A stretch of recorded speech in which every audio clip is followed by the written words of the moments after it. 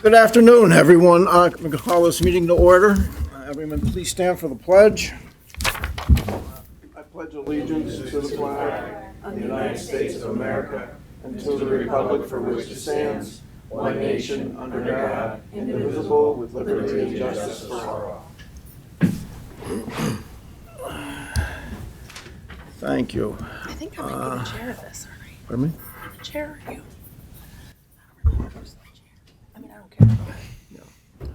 Okay, entertain a motion for the approval of the minutes of the last meeting. Motion. Motion. Second. Second. On the question? All in favor? Aye. Aye, thank you. Opportunity for public to address the board agenda items only. Okay, no one. New business. Sorry, was that a call for the public to make comment? You can, or after the meeting, you can talk about it. Sorry, Robin, go ahead. You want us to do it now? No, they usually know. You'll go After? Yeah. Okay. Then we'll do the things and they'll be public, yeah. Okay. They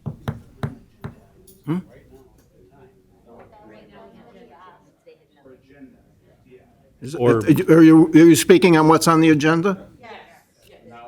Now is the time. Non-agenda items is after the meeting. Good morning, ladies and gentlemen. My name is Robin Frager. I was a petition circulator with NEPA Stand Up. Can I excuse you for 1 second? Yes. It's 3 minutes per speaker, just so you know. I'll start it now. Okay. I spoke with 1,000 Lackawanna County voters who signed my petition to end solitary confinement at the Lackawanna County Prison. I became involved with the petition because of my experience. When I was 2 days after I turned 18, I was incarcerated for 17 years because I took the life of the man who was at that moment raping me. I was an angry and confused young girl. I'm sure I was suffering with PTSD at that time, since I've since been diagnosed. And instead of being able to sort those symptoms out in groups or counseling, I was placed in solitary confinement for my unruly behavior. Mental health is a real thing. People need help processing trauma. People need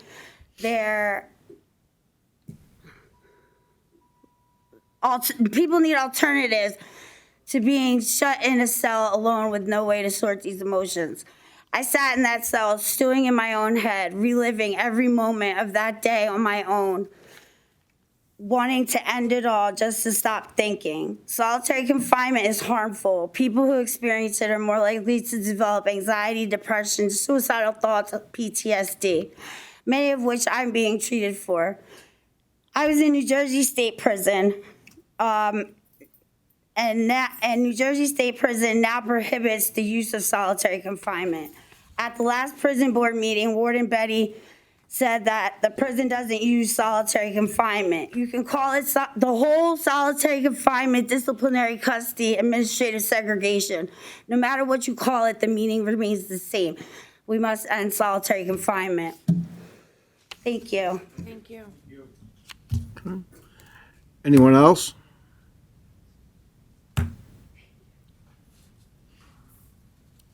Please state your name and address. Good morning. My name is Carmen Peters. I live in East Mountain of Scranton. Thank you. I'm a former prison nurse, and I have to give my perspective on what I've seen. I worked in the California State Prison System for 5 years, and part of that was among solitary confined inmates. I see that there is multiple adverse effects, not only for the inmates, but their families and the staff. It is equally difficult for staff to work under these conditions. Very often there was loud screaming, banging, feces on the wall, flooded cells. This makes a very stressful situation for staff. Family not knowing what's happening to their loved one suffers just as much, knowing that that inmate cannot have their commissary, their books. Commissary is necessary, although prison food isn't so bad in Lackawanna County, they still need supplemental food. they're not allowed to have this food while they're in solitary confinement. They're not allowed to have books. They're not allowed to have their tablet. I believe I've read that in the state of Pennsylvania, 30 days, 90 days in solitary confinement is legal. No one of us in here can take 24 hours in those conditions. The United Nations stated that 15 days is considered torture by the United Nations. People are kept in a cell the size of your elevator for months at a time. There is a high percentage of inmates after being released, a 24% increase in suicide or death by violence in inmates that have been in solitary confinement for any amount of time. That's all I have to say. Okay, thank you. I hope this is reconsidered. Thank you. You want to do it?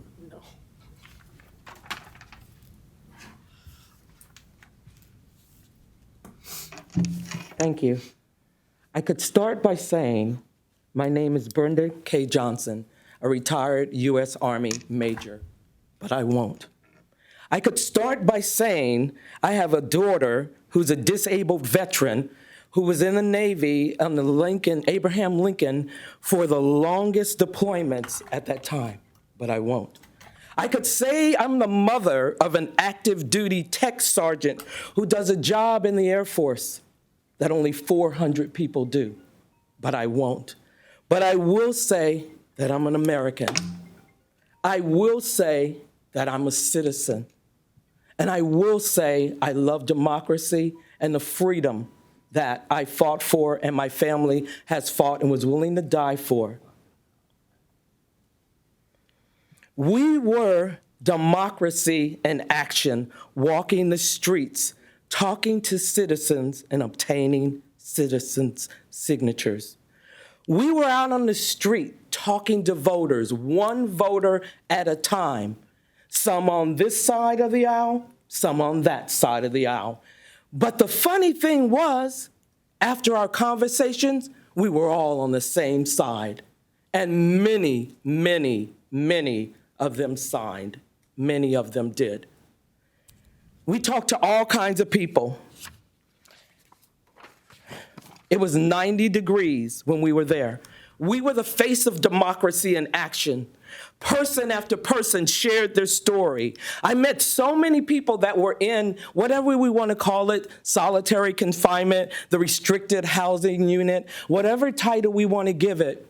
They were there, they were in it. I spoke to people that experienced that trauma and their lives were traumatized. There was even one gentleman who was so traumatized when I mentioned it, he ran from me. It took him 3 weeks to come back to me and apologize and talk to me about his experience in solitary confinement or the restricted housing unit. We were understanding that this was democracy, that not a board could make the decisions when we were able to get 13,665 signatures, and we only needed 8,396 signatures. I didn't even know that that was possible. I feel like I lied to those people. I told those people, this will be on the ballot if we get the signatures. This is how democracy works. This is how America works. That's what I told them. So did I lie to them? I had no idea that individuals on a board could make that determination for us after we did everything that we were to do. Is that my time up? That's your time, yes, ma'am. Okay. Thank you so much for listening today. Thank you.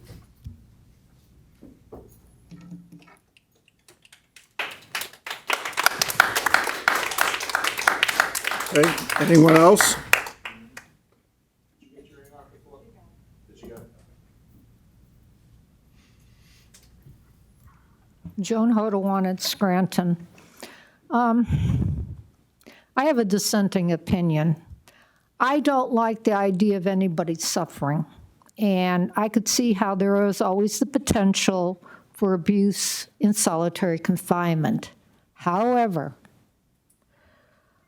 if I were an employee or even an inmate in the local prison, I would want a guarantee that I am safe from a potentially dangerous inmate. I'm not sure that the solution is simply abolishing solitary confinement. I think the issue and the problem is that we do not provide adequate mental health care of all of our citizens. That's the problem.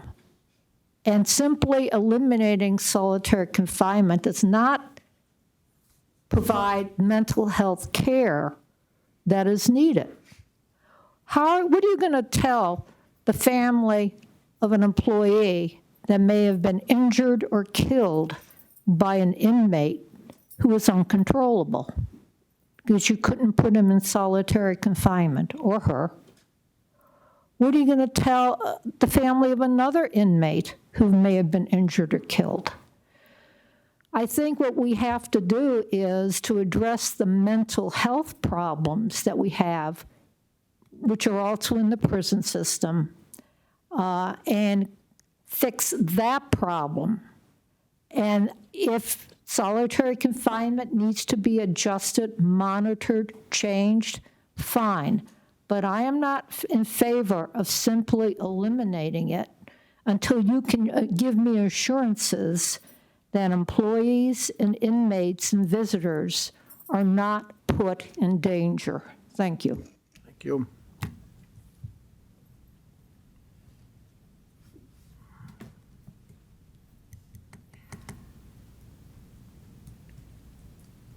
Hello, my name is Alex Latordo. I am a commissioner on the Scranton Human Relations Commission, although I'm not speaking on behalf of that commission. I'm a resident of Scranton. I'd like to give some good news to the woman who spoke. The ordinance, as proposed, does not eliminate solitary confinement when an inmate is a danger to themselves or others, and it's explicitly listed. In that situation, of course, safety is a priority. My personal feeling is the Pennsylvania Code establishes a method where residents who live in a county where there's a home rule charter can amend their home rule charter. It was attempted, I think, in 2014 with the government restructuring amendment. We proceeded to collect these signatures in a way that was conforming with that law, with the Pennsylvania Code, with advice from Robert Escrow, was an attorney with us. We worked very hard. The reason we chose that amendment process as opposed to the process outlined in the Home Rule Charter currently to just pass an initiative to make an ordinance was that we wanted this to be a permanent statement of principle in the Home Rule Charter itself, listed among all the other principles of how government will work in Lackawanna County, and that it cannot be easily changed by a board of commissioners who may, on a whim, 2-3 or 2-1 vote to overturn it. So we chose that charter amendment because we think Lackawanna County is a county founded, in a way that it was the last county formed in Pennsylvania. William Walker Scranton formed it in a way that benefited his business. We've always been a county that has unfortunately been subject to corruption and infighting among our local residents instead of putting priorities like mercy and human rights and ethics first. And this is an opportunity for the board to vote to make sure that it's on the ballot for the consent of the governed, for the citizens of Lackawanna County to make a decision that affects them and their peers and their neighbors, so that a person isn't, like we said in the UN, determined solitary confinement to be torture. If someone's released from that setting and into our community and suffering from a mental health crisis, it does not benefit the community. And it's I think you should leave it to the voters to vote in November on the question. Like I said, we had dealt with an attorney and we're looking at options if it is overturned. And I as a taxpayer, don't want to see the county in a lawsuit over whether or not this question can exist when it's a very simple matter where no harm can really be done to allow it to be on the ballot. Thank you.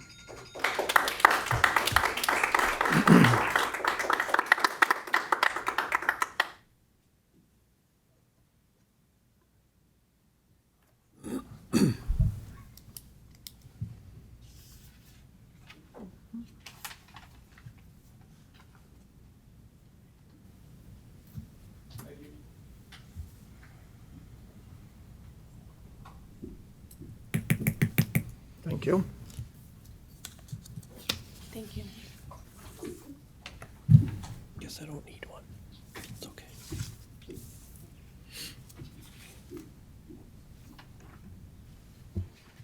Hi, my name is Abigail Mikowski. I'm from Scranton.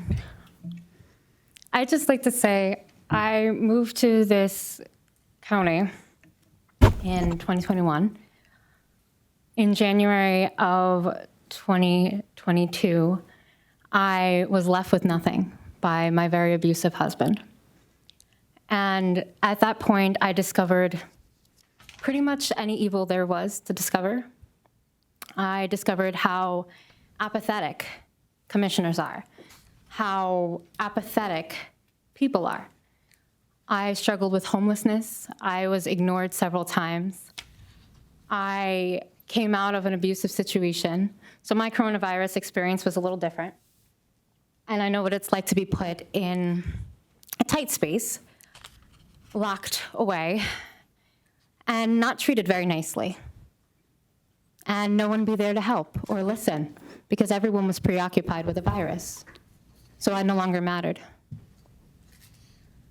I'd like to say that if I had a Bible, I'd stand here and say, I so solemnly swear to tell the truth, the whole truth, and nothing but the truth. But I don't think it would really matter.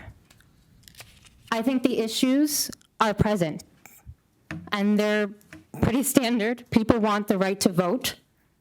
People want you to uphold laws, whether they benefit others that are sitting in these seats or higher up. Regardless of who those people are, we want our rights as Americans. I'm sick of being bullied. I'm really tired. I have very little answers for the monumental issues that I have. But something that I don't like is that how we can pretend that this is not about more than just this. I have seen such a lack of initiative to really, really, really, really affirm the people that we are going to do what it takes to get back on our feet. And it's very easy to start reform in a place that's used to reform. And it's very easy to cover up things. However, I'd like for the county, for the Board of Elect, for the commissioners, for the representatives, for all the elect to do as they say they're going to do. Allow us rights to vote. If things are lawful, allow them to be voted on. If people have asked for things, to answer them and not neglect your people. I've sat with the people that come out of prison. I've listened to their stories and I know where they began. And I've heard the pain, and they are kin to me. I know why. You're welcome. Please keep the sheets.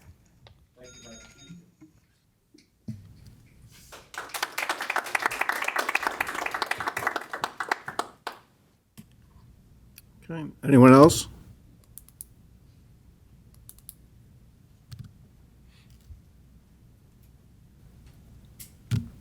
Morning, Commissioners. Morning. Good morning, Attorney Ruggiero. Nice to see you. I'll be brief. I've worked with survivors of domestic and sexual abuse and violence for over 30 years. And often then I care to recall, I find myself in the prison meeting with them. We know that the vast majority of women who are in prison are survivors of gender violence, domestic sexual abuse. The vast majority, over 90% of them in prison. And many of them have never received treatment for associated mental illness or substance abuse, and so find themselves in prison having never had access to this type of treatment. I think in that situation, it makes them ripe for forced solitary confinement or forced isolation, whatever it is that however you would like to call it. Treatment's the answer, not confinement, right? Not solitary confinement. It can indeed feel like torture to someone who has a mental illness or is withdrawing from a drug addiction. I'm sure I'm not giving you any big news flash here, and that you are all intelligent people that are aware of these types of situations and circumstances. So nobody's saying put an end to solitary confinement. You know, that's not what we're here about. What we're looking for is it to be more clearly regulated and defined, and to provide oversight so that individuals aren't further harmed while they're in our local prison. Thank you. Thank you. Thank you.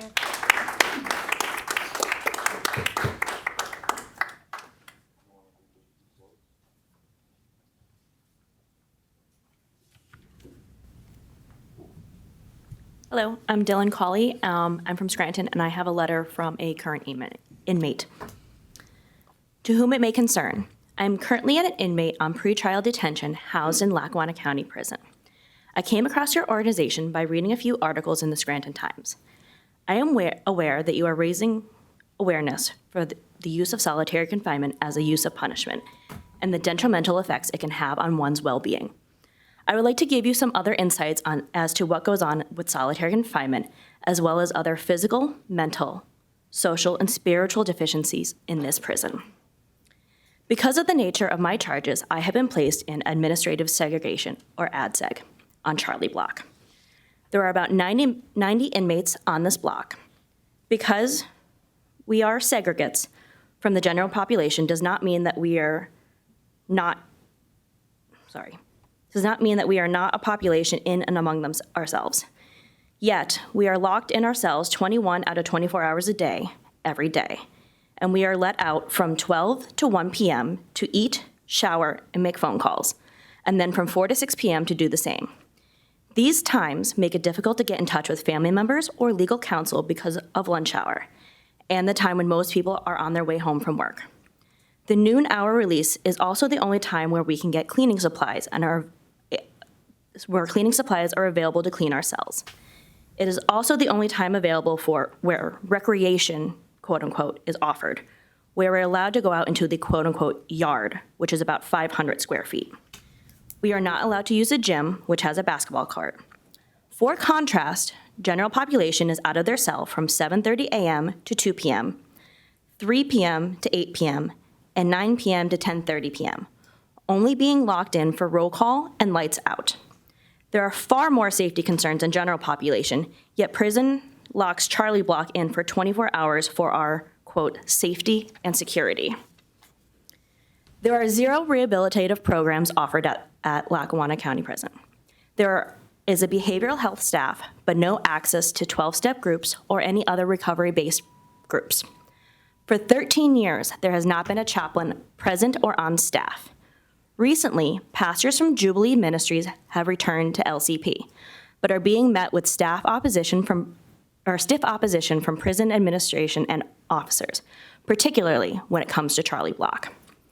We are not allowed to attend Sunday worship services. Instead, we meet as a group with the pastor once every 2 weeks on Thursday mornings. The food they serve here is paramount to gruel. From looking at the meat they serve, it looks as if it is, quote, pink slime filler that is served at many fast food restaurants. Frequently, the milk is spoiled. Our laundry comes back to us soaking wet. When a medical request is put in, there's a few more paragraphs, but thank you. Going after the meeting and they have them make copies and after commissioners. You need to remove the name. Yes. Oh, yeah, you can read that, sure. Thank you.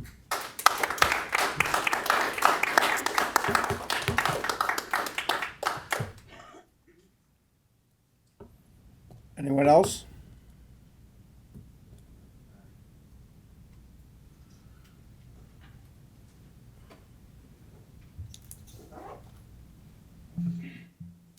Good morning. My name is Holly Van Wert. I am a Lackawanna County resident, elected Democratic committee woman, and the lead organizer of NEPA Stands Up. On Tuesday, August 9th, we delivered 13,665 signatures from registered voters in Lackawanna County who all agreed on one thing, that torture has no place in our community. Whether you are using the term solitary confinement or administrative segregation, it is defined by the United Nations as the confinement of a prisoner for 22 hours or more a day without meaningful human contact, and that is what is happening here in Lackawanna County. We have received reports from over 20 individuals incarcerated in the Lackawanna County Prison. The reports are consistent in horrific accounts of what inmates are forced to endure, including not receiving prescribed medications, being denied desperately needed mental health treatment and basic medical care, and being kept in isolation for 23 hours a day, 7 days a week. While Warden Betty has stated himself that solitary confinement is reserved for when an inmate refuses to comply or poses a danger to other inmates and/or staff, we know that solitary confinement increases violence within prisons and causes hostility between correctional officers and inmates. In other words, solitary confinement is bad for everyone. It leads to anger, anxiety, and other serious mental health issues. We have heard multiple cases from Lackawanna County officials trying to discredit our campaign. The latest is claiming that the referendum violates state law and is therefore invalid, but that simply is not true. A similar referendum already passed with overwhelming support in Allegheny County. We have the power to do the same thing right here in Lackawanna. That is why I am urging the Lackawanna County Commissioners to take action, and take action today. You have the power to institute the changes that we have proposed, and that 13,665 Lackawanna County residents support. 13,665, guys. That's amazing. We are overwhelmingly telling you what needs to happen at the Lackawanna County Prison. Limit the use of solitary confinement in Lackawanna County to no more than 20 hours per day, and limit emergency isolation to no more than 24 hours. That is what our referendum proposes. It is not a radical demand. What we are asking for today are reasonable measures to reduce harm against incarcerated people who will one day leave prison and will be expected to provide for themselves and their families and to contribute to society in meaningful ways. Let the voters decide. Don't disenfranchise the thousands of Lackawanna County voters who signed our petition and want to see these changes made. Approve this initiative and put it on the ballot in November. Thank you for your time. Thank you.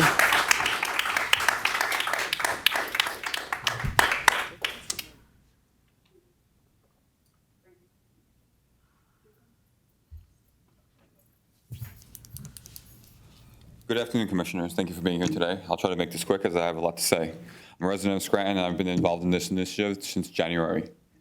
I'm not a lawyer, but this legislation was written by some, and from my scouring over the laws regarding home rule charters, PA code on prisons and county correctional facilities, and the relevant case laws over the last 9 months or so, I don't agree with the solicitor's opinion that this ballot measure doesn't comport with state law. And even if you decide to, in my opinion wrongly, block this from the ballot, you commissioners have the ability to enact these reforms yourself.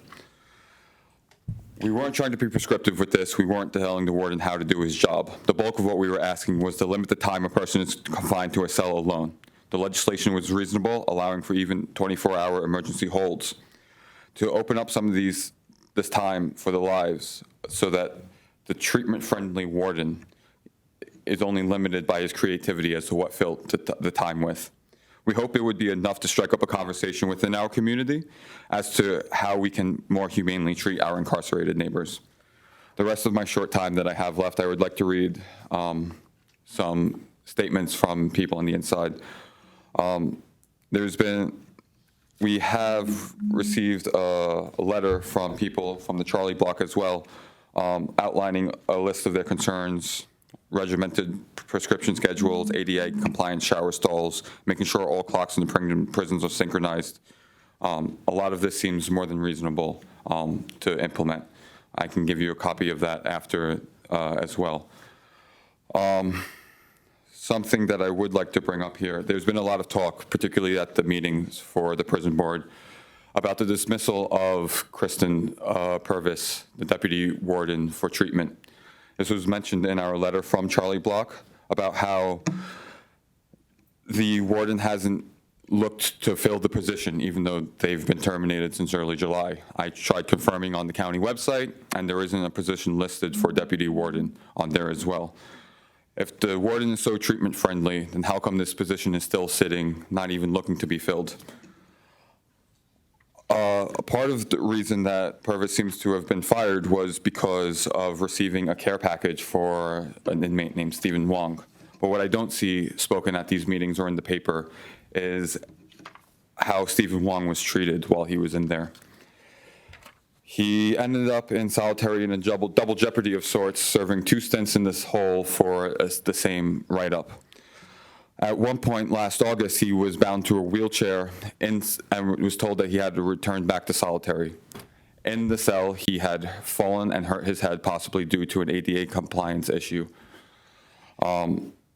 We had reached out to him, and he's no longer in Lackawanna County facility, but in preparation, we had reached out. And if I can real quickly, just Francesco Malacarrier.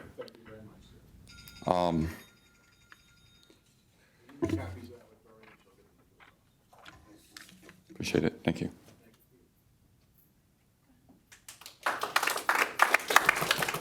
Hello, I am Alan Van Wert of Van Lee, Pennsylvania. I was elected up there as well as Hawley. Not big into the politics, not big into public speaking, so I might be a little bit nervous, but I have a statement here from the attorney who drafted this. So it states, from Robert Eskra, by the way, Assistant Professor of Criminal Justice, it is disappointing that the commissioners of Lackawanna County, as well as their solicitor, are pushing back so hard against a measure that has such popular support amongst the citizens who elected them. What is even more disappointing is that the purpose for the pushback is unclear, as the only reasons that have been offered by the commissioners are vague and nonspecific. County Solicitor Ruggiero has only offered that a proposed language somehow conflicts with state law, but has failed to cite any specific state law that our measure conflicts with. I would offer that the commissioners this option. If you're so adamant on the proposed measure is that it's somehow disallowed by state law, then leave it to the voters in the courts. I mean, 13-some thousand people. I was going out there myself, this is me personally speaking now. I was out there myself talking to them. It was not a hard sell. It's not hard to convince people. You just give them the simple information. What do you think? A little bit less solitary confinement. They said yes. Both sides said yes. Anyway, back to the statement, sorry about that. Let someone who is somehow harmed by the limitation of solitary confinement challenge it in the courts and put it on the record that they would prefer our jails engage in county-sanctioned torture. Let the processes of our democracy function as intended. Let the courts make the final determination as to what legislation is allowed and what isn't. Instead of relying on the word of 3 individuals who seem dead set on standing in the way of progress and who clearly prefer the inhumane treatment of their fellow man over helping those who need it most. That was his statement with my little intermission there. Sorry about that. The other thing I'd like to personally say is that it's been proven with testing in the past and studying that whenever there's an opportunity in any system for any kind of corruption or abuses, they will occur. This is looking to maybe possibly reduce that just a little bit. Just a little bit of reduction of that possibility. So my personal belief is, why not just put it up for a vote? There's no harm in that. Let the people speak who physically live here in Lackawanna County. That's my statement.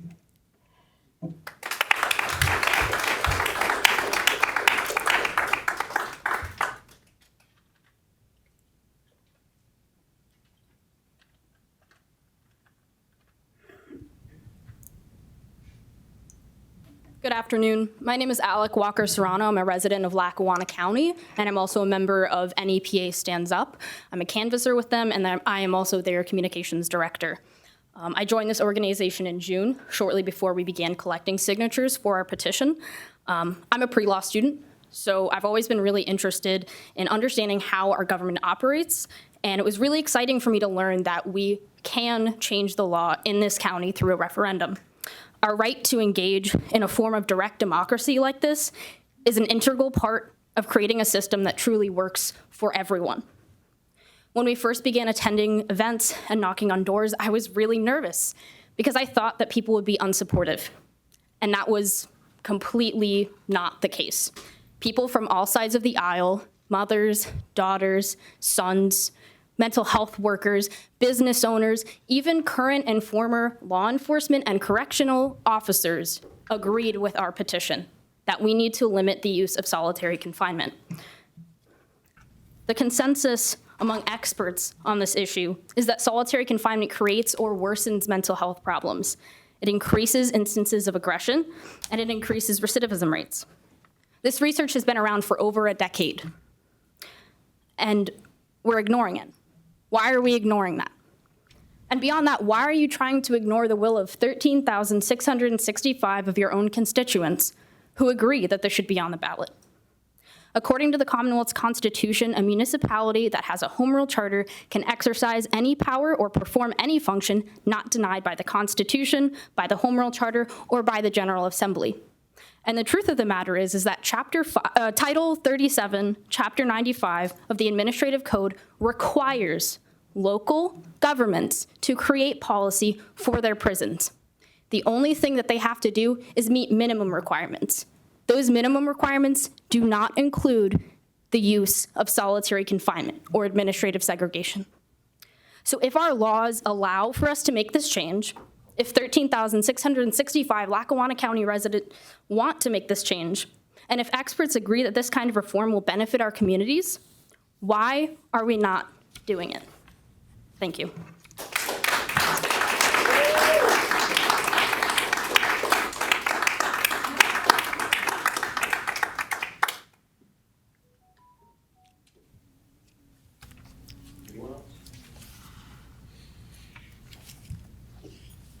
Hi, my name is Liz Parsons. I'm just here to read on behalf of some folks who are incarcerated in Lackawanna County Prison in solitary confinement.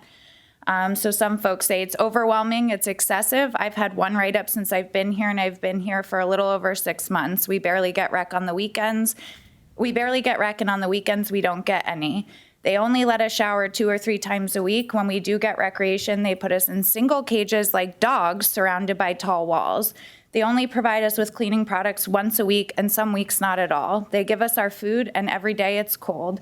I've only had one misconduct in 6 months' time, and I have been put in for reclassification, and I'm told nothing. A second person says, I would like to say that they're using solitary for their own personal revenge on inmates in a way to just lock us behind a door like animals. If we speak up against any of them, they will put us in 23-1, which is obviously 23 hours lockdown. When they don't get what they don't get is it's torture. It messes with us mentally and physically. It really hurts us for us to beg every day to get out when we are here. When we are put here for no reason. If they think it's not a big deal, then why don't they go stay there for 23 hours for 6 months and see how they like it? They cuff us and lock us in a shower, and then they cuff us and lock us in a fence and call it rec. They put us back in a cell for 23 more hours every day. We never feel peace. It's hard to say, but we cry and pray for help, and at the end of the day, no one will listen. I pray every day for you to open your eyes and show you. I pray every day for you to open your eyes and show you that you're acting like criminals. You're torturing us. And that message was directly to you, the board. I live and work down here in one of the 4 segregated blocks with one other guy. I've been down here for 6 months as a worker and someone to talk to from time to time. We work on all of the blocks and get to see all of the changes in people for the good and bad. The sociology of it is surreal. It really takes a hold of you being back here and watching some guys with hope and some just living but lost. Some lost due to not being on meds or needing to be in a right facility for the right help. Back here is not the place. We're inmates just like, we're inmates just like them, so we try to make everybody happy, laugh a little bit, and do our job at the same time and make it easy for all of us. Personally, I'd like to say the word begging was used. You've heard now from at least 15 of us. We're begging you to stop using torture at the prison. People inside the prison are begging you to allow this amendment and allow the voters to speak their mind and decide what they want in their community. This is a safety issue for all of us. If we want a thriving, safe, healthy community, there's no way we can be locking people in cages. And that's all I have to say.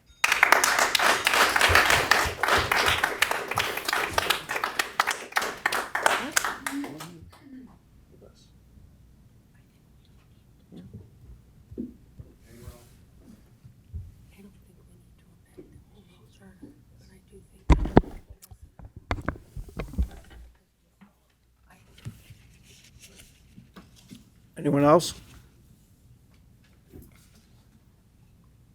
Okay. Good afternoon, everyone. First of all, on behalf of the Board of Elections, myself, as well as the Elections Office, I'd like to thank everyone for being here today and for all of your comments. They are important. They are considered and will be considered as we move through this process.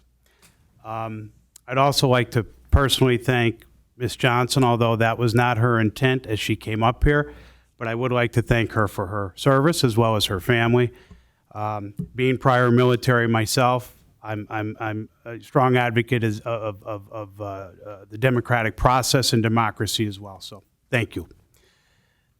I think the first place in which to start here is for all of us to understand that the Board of Elections decisions are not policy-based decisions. So in other words, their decision is not based upon whether the issue being raised, in this case, the continued use or modification of solitary confinement, is appropriate, inappropriate, or not.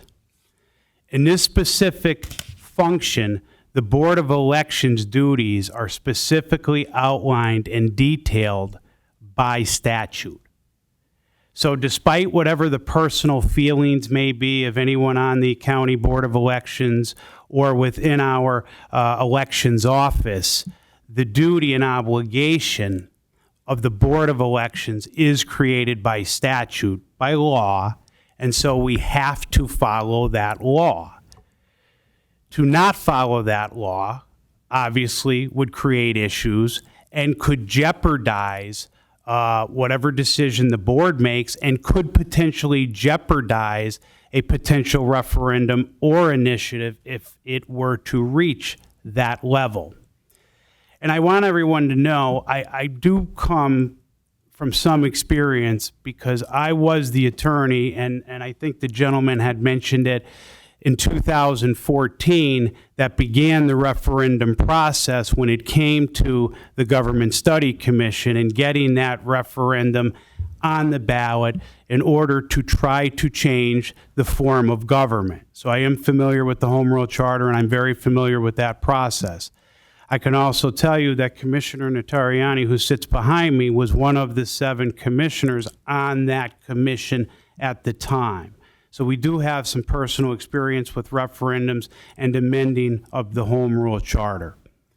But I'd like to go through with everyone where our decision, lies, why we made that decision, and the law and substance upon which we rely and are required to rely. So when we take this from the beginning, we know, and you folks know, that through the filing of a petition, one way to amend or modify the Home Rule Charter is via a referendum.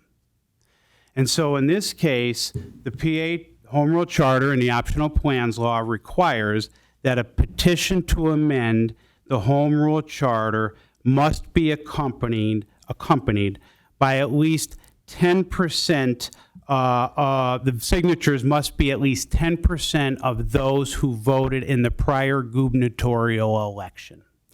So the prior gubernatorial election was November 6th, 2018. We know at that time there were 83,962 votes cast.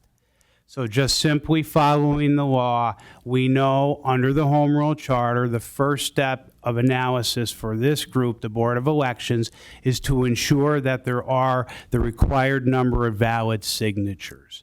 So therefore, there would need to be at least 8,391 valid signatures. And I apologize, ma'am, I forgot your name, your last name. Yes. Van Wert. As Mrs. Van Wert pointed out, clearly your group exceeded the required signatures by 5,000 or 6,000. Now, we also had our elections office, who's managed and directed by Ms. Hopkins right here, who she and her staff had diligently gone through because we had to verify that. And in fact, we did verify that. So clearly there were enough signatures and there was no issue there. All right. Then we go to step 2 of the board's analysis. And step 2 of the board's analysis is to now look at the Home Rule Charter and to see, and the optional plans law, God bless you, to see if there is any preclusion within the Home Rule Charter or the optional plans law that would preclude this specific issue from being placed on the ballot as either a referendum or an initiative. And when you do that, and we do that, there are specific statutes that we must follow. So the gentleman, I think it was Mr. Van Wert perhaps, who was reading the attorney's letter and looking for specific statutes, I'll give you those. In return, though, I will say respectfully, I haven't heard any statutes to the contrary offered that would refute at least the statutory sections that we're relying upon. But I'm going to outline those and so that everybody is clear. So the first is under Title 53, Section 2943B, which essentially outlines that when a petition comes in, the election officials, that's the legal term, shall review the petition and, if defective, notify the person or entities accordingly. When you look at Section 2902 of Title 53, it defines who the election officials are. The election officials, as defined, is the County Board of Elections.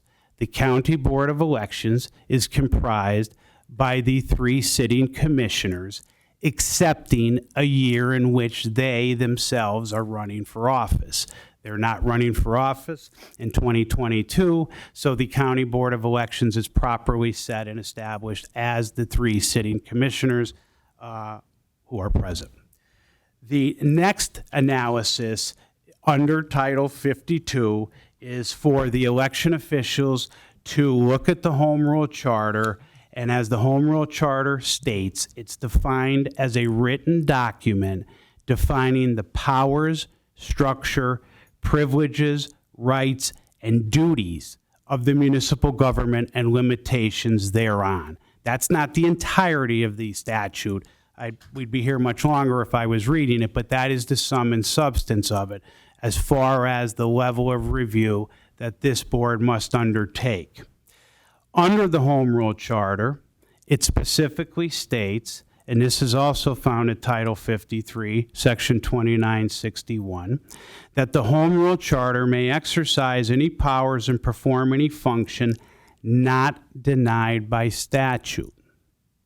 Further, the Home Rule Charter, under Title 53, Section 2962C, specifically delineates prohibited powers. And what it states is a municipality shall not, subsection 2, exercise powers contrary to or in limitation or enlargement of powers granted by statutes which are applicable in every part of this Commonwealth. There is a statute in place, and there's a couple of them. One is found at Title 37, the other is at Title 61, and those regard both the prison and parole boards as well as the creation of the Lackawanna County Prison Board, which the prison board specifically is tasked, the board and the officers appointed by it shall provide for the safekeeping, discipline, and employment of inmates and the government and management of the correctional institution. Further, it states, the board shall make such rules and regulations for the government and management of the county correctional institution and the safekeeping, discipline, and employment of inmates as may be deemed necessary. In that regard, the county itself, the three commissioners on their own, do not have direct control over the prison. The control and the management of the prison is specifically done by the Lackawanna County Prison Board, which is a creature of statute. And in that regard, the county commissioners are only minority voting members of the larger prison board in their capacity as elected commissioners. As all of you may know, the county prison board is also a creature of statute, and it's delineated right within the statute who must be members of the prison board. There's no discretion there. You have the president, judge, and or his or her designee. You have the county commissioners. You have the DA. You have the sheriff. You have the county controller, and one or two others. Those are set by statute. So any management, any discipline, any issue relative to safekeeping of inmates is specifically within the province of the Lackawanna County Election Board. Prison Board, I apologize. So in that regard, this board, the election board, the election officials which are tasked with reviewing the petition, are precluded by statute under the Home Rule Charter, because the Home Rule Charter, as it says, prohibited powers preclude the municipality, the election officials, from putting it on as a referendum because it's already been left to be addressed by statute, which is the Lackawanna County Prison Board. Now, please understand, that is not to say that there's no substance to the issue raised. That's not to say that your position is not valid. That's just simply to say that in this particular forum and in this particular setting in which it's presented as a referendum, it must fail for the reasons I've outlined. Does not mean issues cannot be raised before the appropriate entities or the appropriate board, the Lackawanna County Prison Board. So the issues that you're raising, please understand, does not mean they cannot be raised. It does not mean that the three commissioners behind me do not take it seriously. It does not mean that prison warden Mr. Betty, who's present in the back and who we've asked to be present so that he can speak as well and offer some input and maybe some more insight into the process and logistics there at the prison to be helpful to the group and to the organization. Doesn't mean, again, they're not valid or they won't be considered. It just means in this particular forum, we can't proceed as a referendum. I understand the point of saying, well, there's 13,000 people that signed it. That is impressive. That's an awful lot of folks. I get it. I understand it. But we can't be guided by the number. And if we do, and we make an exception here in this instance, then we might as well take the Home Rule Charter and set it aside and then start cherry picking when we want to follow it and when we do not. And that sets dangerous precedent, not just because of the issue raised here. That sets dangerous precedent relative to any issue that's raised. So with that, those are the legal reasons. Those are as straight and obviously as thorough as I can be. I'm happy to try to answer any, reasonable questions that anyone has regarding that. I'm happy to speak with counsel at any point. But that's the reason behind the decision reached by the election board in this instance. Thank you. Anyone else? Okay. You want to hear from Tim or no? Mr. Betty, would you like to speak on this topic?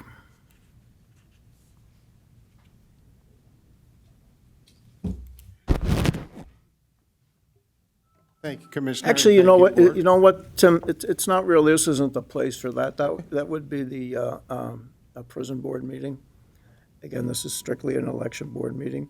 So on that, Resolution 22042. So did you say there was space for questions from anyone? Pardon me?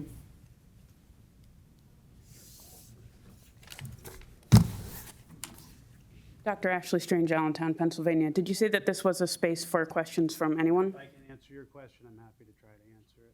Correct. So this meeting of the election board, this is an election board meeting. And so what we've done is to amend the home rule charter as it is, whether it has to do with the prison or the post office or elections or anything like that. All of those things would come if we get the signatures, as is stated in the charter, we get the signatures and it goes on the ballot. So this issue, as it's related to statute, you're saying that it's not up to the election board to change the statute. The election board would not ordinarily have met on petitions to put things on. This was an emergency meeting. No, anytime someone files a petition to either initiate a referendum or an initiative, there's a requirement that the election board meet or the election officials meet, because they have to look at the petition, because the law requires that the election board or the election officials respond to the petitioner fairly immediately if there's something that's defective. And that's what we're doing here. If it wasn't defective, then we'd simply notify, or the board would take a vote that, you know, they're accepting of the petition, and then it would go on the ballot in the November election. So this is an election board meeting, you're correct. The board will take a formal vote at the conclusion of this meeting, and then that'll be the decision of the election board relative to this petition that you filed. Not that you filed, but that the group filed. Correct. So the buck stops with you three at the county level. And so the vote, can you state what the question of the vote will be when they vote yes and no? Well, I can't speak for them, but it'll be essentially whether or not whether or not the petition that's filed, right, is in compliance with the statutes such that it can be accepted to be placed on the ballot as a referendum in the November 2022 general election. Something to that effect. I'd also like to say this, and I don't know, I'm not suggesting you're insinuating this, but I think it's very important to understand the number of signatures, of course, is very, very important, because if you don't get the number of signatures, then you don't even get to the show, as we say, right? But the number of signatures is only one part of the analysis. And that's why I started the way I did, because it is admirable to, again, I did it. It is admirable to get 13,000 signatures. But because the analysis there's a second step to the analysis, which I've outlined, that's really why the petition will be denied, not because of the signatures, because of the second part that I've stated, which is the prohibited powers as defined by Title 53, 2962C, which is the Home Rule Charter. Correct. And the election board and or commissioners aren't making this amendment themselves. It's the voters that are making the amendment. Once it passes, when it passes, being generous with myself here, when it passes, then it will be up to the commissioners to take the next steps. If it got on to a referendum and it passed, then that would become the law of the county. But there's a, I mean, maybe I'm misunderstanding, but it's got, legally, it has to meet all of the criteria to get on as a referendum. And it does not because of the fact that it is a prohibited power. What you're asking for is something that's prohibited from being modified under the Home Rule Charter because it's already being addressed by statute, which is through the creation of the prison board, which is really where I believe the issue needs to be addressed, because the prison board is tasked with what I said, the safekeeping of inmates, the management of the prison, and all of that goes to the issue of solitary confinement. All right. Go ahead. Well, now, that's it. You said what you're interested in, and I think Attorney Ruggiero attempted to answer your concern. But again, our new business is review of the petition to amend the county home rule charter. Okay? Thank you. Thank you. Thank you. Sure. All right. On that, I will entertain a motion. Let her. Okay. I do have a question, sir, please, just for my clarity and understanding. Okay. I'm sorry, go ahead. Did the petition from Allegheny County, did they have theirs directly to the prison board? No, I don't know that, because I know. I don't know what I'm not interrupting you. I don't know what Allegheny County did. I just may say, just as a citizen, Right. and I study law too. I didn't Sure. particularly look at that part of the Sure, law. sure. It just seems odd that in one county that they're able, and I believe they may have the home charter. I'm not sure. I believe the Allegheny County does. Right. I believe. So my question was, how were they able to do it and it wasn't kicked back? And did they go before the prison board? I don't know the answer to that's that. I think that's really an important question to me for the 13,000 people who signed the petition. I feel that's a very important issue to be addressed, because that is the issue that everybody's going to be asking. I know that was the first thing that just kept coming to my mind. And I understand that. Yes. And look, I don't know what they did in Allegheny County or in Pittsburgh, and our decision is not based off, or the board's decision is not based off what occurred in Pittsburgh or Allegheny County.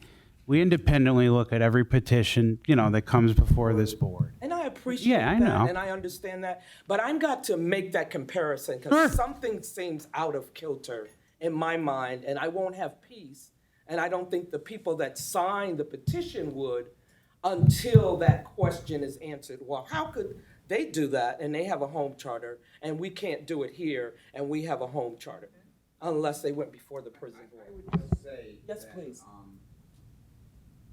Philadelphia County and Allegheny County, because they're so large, the state has given them a lot more autonomy. Like, we're just a third-class county, so we fall under all the other third-class counties. Philadelphia and Allegheny, because they're so large, they kind of have their own rules. They're given a lot more self-autonomy than we are. Like, under our code, it says the prison board runs the prison, and they make all the policies for the prison by the state. That's what the state said. I'm not sure what the rules are. Isn't that a state? first You or just said second. the key word. I don't mean to cut you off. You said state. The state. So because Allegheny County, I don't understand how they don't fall under the same criteria.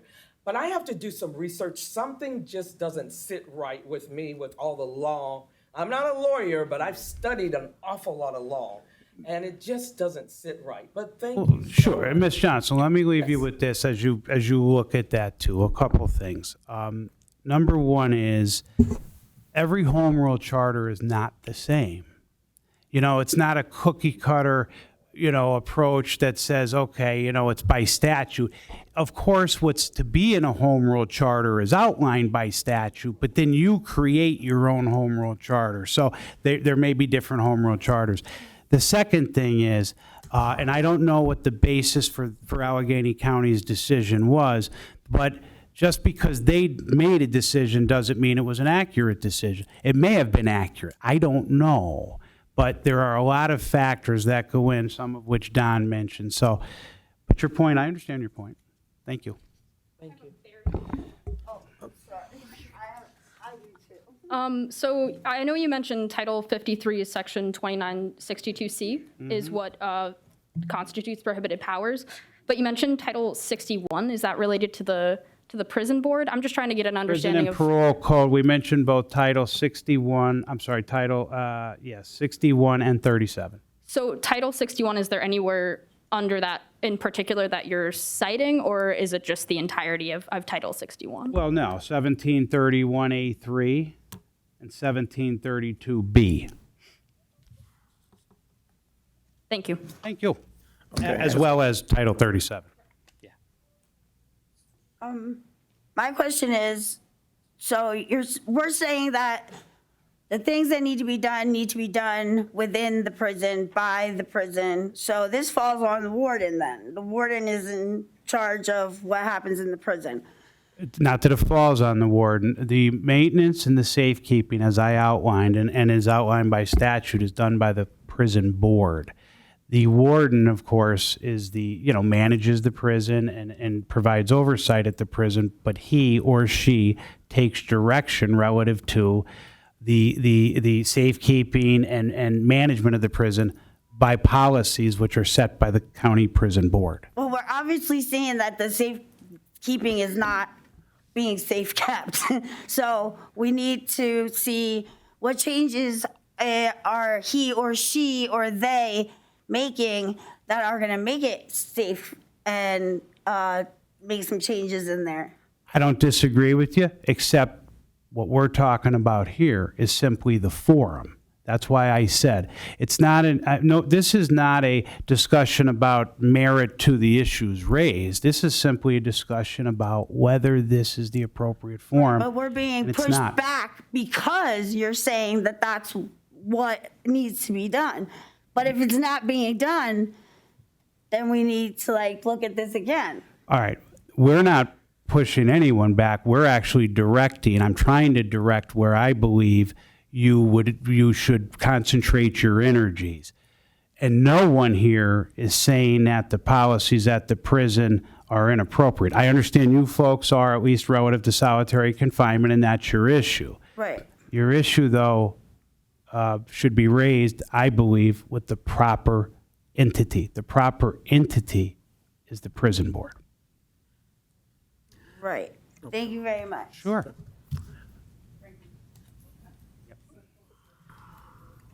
Hi. So my question is directed at this gentleman that's speaking. May I ask your name so I'm not addressing you disrespectfully? Sure. My name's Frank Ruggiero. Frank Ruggiero. Sure, you can Hi. call me Frank. Hi, Frank. Hi. So I noticed when you were speaking, you said it will be denied. Is that a prediction or an assurity? No, it's neither, but based on my review and based on the advice that I have provided to the election board, I presume they will follow the advice, and presuming they do, the petition will most likely be denied. Okay. So in other words, you're telling us we don't have a voice. No, that's not at all. It wasn't, it was said that why it will be denied, and now you're telling me that you're expecting that they're going to follow your advice.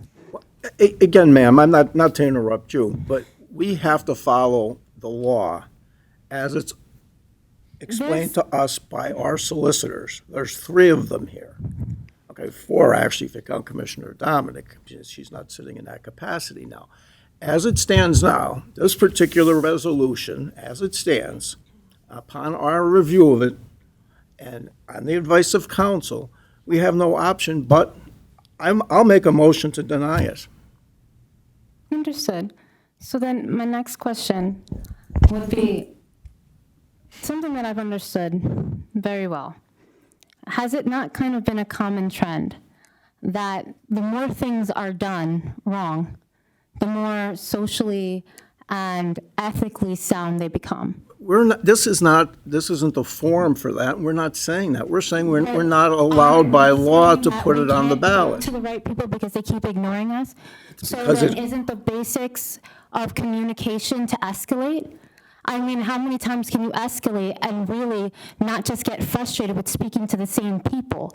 And so eventually you just go to the people that are above those people, and hopefully they listen. If they deny you and send you back to the former people who just denied you and won't hear you, isn't it somebody's job? Because I really feel like, isn't it just deflection? Like, I don't want to deal with it, so why don't you deal with it? Oh, well, it's your job to deal with it. Well, you're in charge of us. And then it just seems like we're going back and forth and back and forth, and nothing actually gets done. And doesn't law take forever anyway? Those are my questions. Thank you. Yeah. After review of the petition to amend the Lackawanna County Home Rule Charter, as it stands, at this point, we have no option but to make a motion to deny it. I'll make that motion. Do I have a second?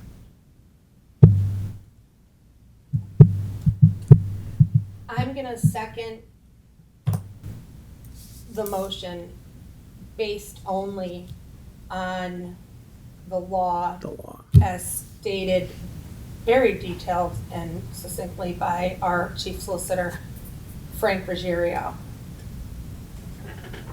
If I may say, our home rule charter is archaic.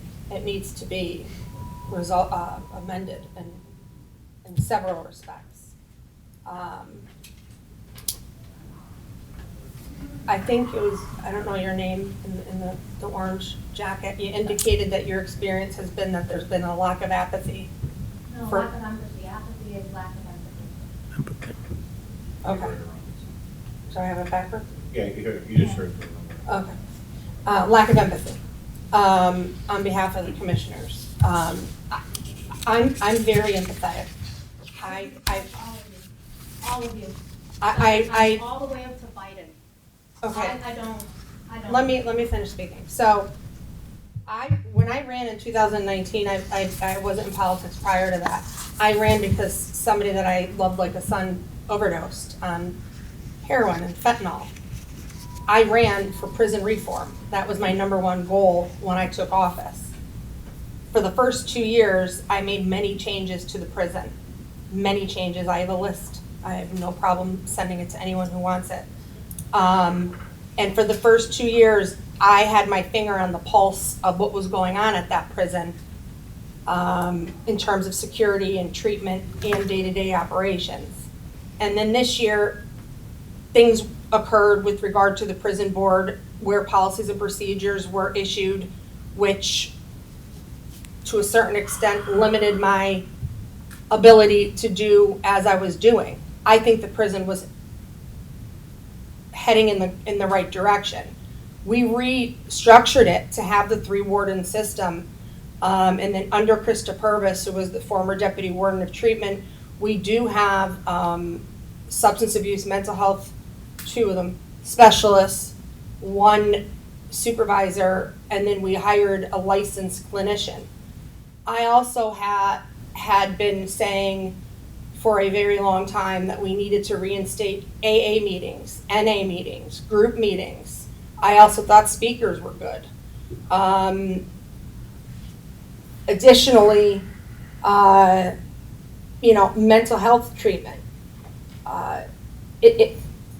You're right in the sense that if people don't receive the treatment when they're in there, we're setting them up to fail when they leave. Let me finish. That third page, how are they going to do that? Let me finish, please. If they don't. Okay. My point is that I just want to say this because it's important to me. Because I'm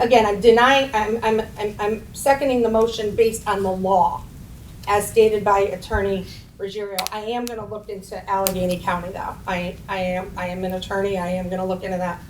But I'm saying I believe that we need recidivism. Doesn't just benefit the people that aren't going in and out of the prison, as inmates, but taxpayers, because if we avoid recidivism, then we don't have to pay for people to be incarcerated at our prison. And if they don't get the proper treatment while they're in there, when we have awesome treatment courts, drug court, DUI court, veterans court, but if somebody leaves and they're not on sturdy ground and their feet aren't stable, they're not going to be, they have no chance of really being successful at that type of treatment. So I believe in pretty much everything that you guys had said. And I did actually, prior to his retirement, the former deputy warden of security was Bill Shanley. I had talked to him about solitary confinement or restrictive housing. I was with, my opinion is more akin with Jones in the sense that if it's a major infraction, somebody's violent to themselves or presents a violent fear, like a physical harm to other inmates or staff, then that's one thing. But for minor infractions, I believe that we should just, punishment is sometimes required, but it can be done through the reduction of privileges.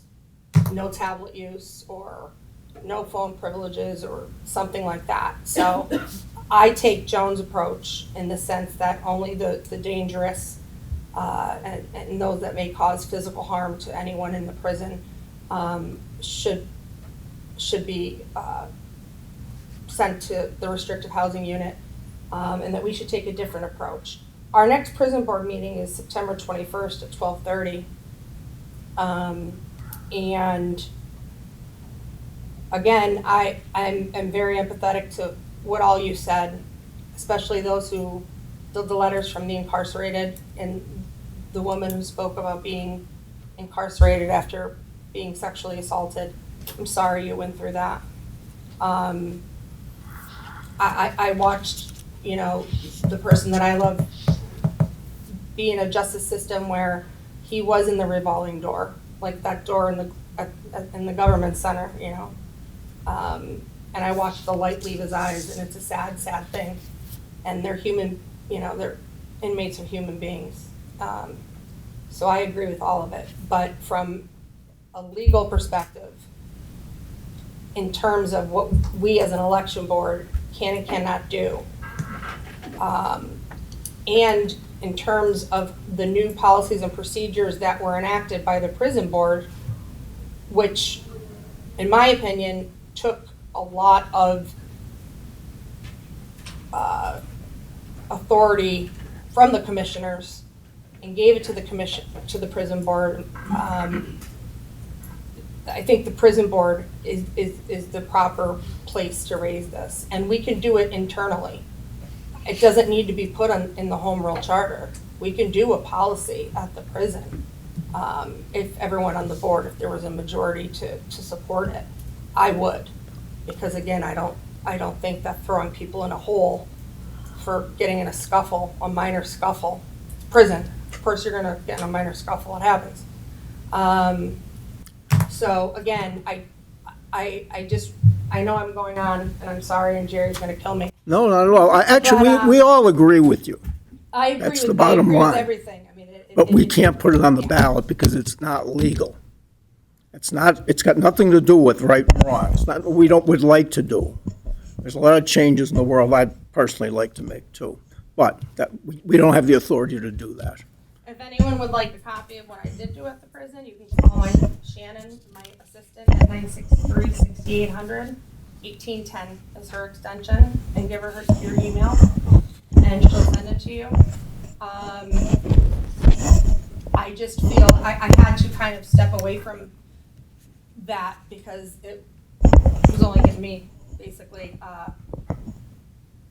The outcome of me being involved in the prison wasn't very pleasant.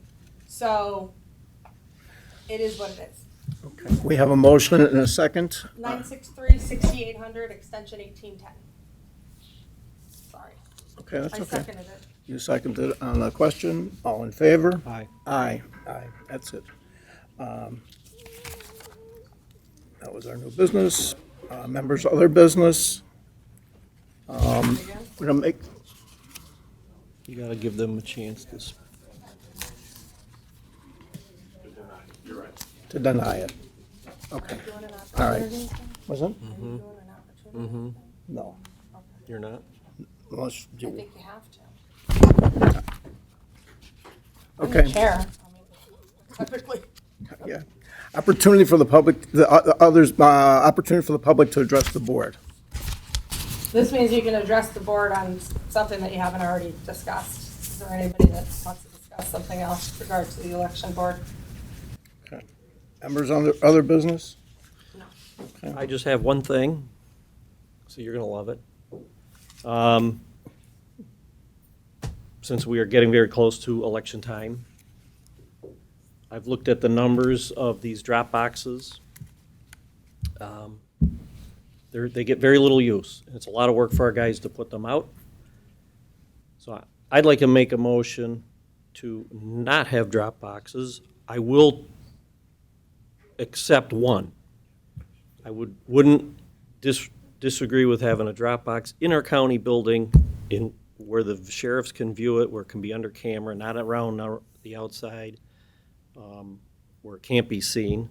But as far as putting them out throughout the county, you know, it's caused a lot of issues to a lot of people, and I just think the pandemic is over. That's why they were here. I don't see a need to have them anymore throughout the county. There was only 5 of them out there anyway. So my motion is to eliminate at least 5 of them, if not all 6, but we can, if we want to leave one here at the county, that had the most. That had 1,500 mail-in ballots put in it. And I'm not going to second that motion, but I will make a motion to table that. I'll second the motion to table. My question. I Are don't we having think- another election? We'll have to. You're gonna have to have another one before. Yeah. Okay. before the, Okay. Can somebody answer my question? You said that, and I asked Chief Jeffers here, that they're used more during the primary than they are during the general? They're used more during the general election than they are during the primary. Obviously, the primary only has Right. Republicans and Democrats voting in it, not the entire voting population. And you said you looked at those numbers. I have not. Yeah, I haven't. I would probably, I would agree with Chris. I'm sure the numbers are. Well, I mean, the whole reason, and if we're going to talk about another meeting, fine, but at any rate, you know, they were put into place because of the pandemic. As far as I'm concerned, the pandemic is, for the most part, over as far as limiting people in the building and being able to go to their polling places. So, you know, it's a minor request from me. I know it's been a thing that I've been on since day one, and that's, so I'll wait till the next meeting, but that's where I stand with drop boxes.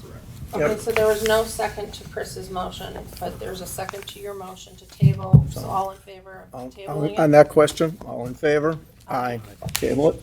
Sure. And just one more thing for the woman with the handout, the PFA portion of it, I'm going to ask Chief Jeffers to please discuss it with the president judge.